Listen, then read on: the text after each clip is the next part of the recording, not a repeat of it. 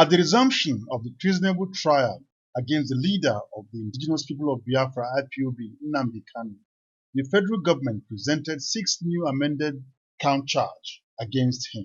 In his objection, Kanu's counsel, Mike Ozekome, SCN, explains to the court that it is the 7th time the federal government is amending its charges. He urges the court to reject the charges for the interest of justice and that it will amount to stalling the proceedings. The trial judge, Binta Nyako, agreed with Ozekome's submission, stating that Kanu is not expected to take plea on the new amended charge, as he needs time to digest them before doing so.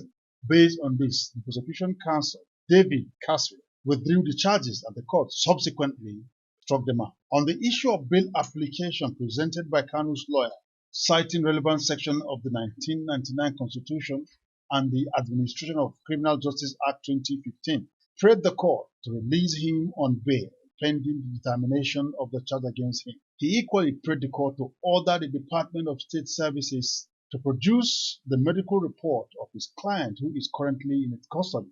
Ozekome informs the court that his client was severally tortured for 8 days in Kenya before he was repatriated back to Nigeria for continuation of his trial.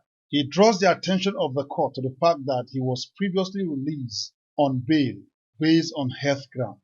However, counsel to the federal government urges the court to reject the bail application, insisting that Kanu, having realized the gravity of the case against him, will run away from the country and not make himself available for trial.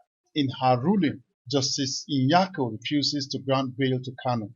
She holds that Kanu must explain the reason why he breached the previous bail that was granted him before he could enjoy another favorable discretion from the court.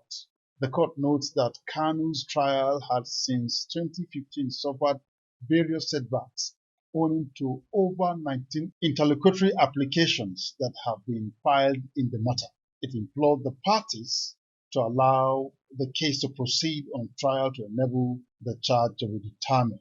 After the adjournment, counsel in the matter briefed us. They removed one again and brought only 6 counts, no longer 7 counts.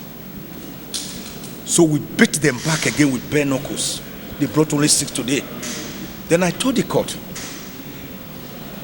the way to go about it is that if they want this count, a plea to be taken. I mean, a plea has to be taken because this is a totally new charge.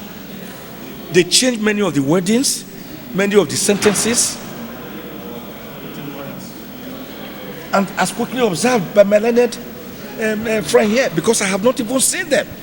In our amended charge, we have brought all the proof of evidence against the defendant, which is very overwhelming, which is very voluminous, and then the defendant has raised that objection, insisting that they cannot go on with the hearing of the case today. The matter has been adjourned to 26th May for continuation. Joseph Kadiri, ITV News, Abuja.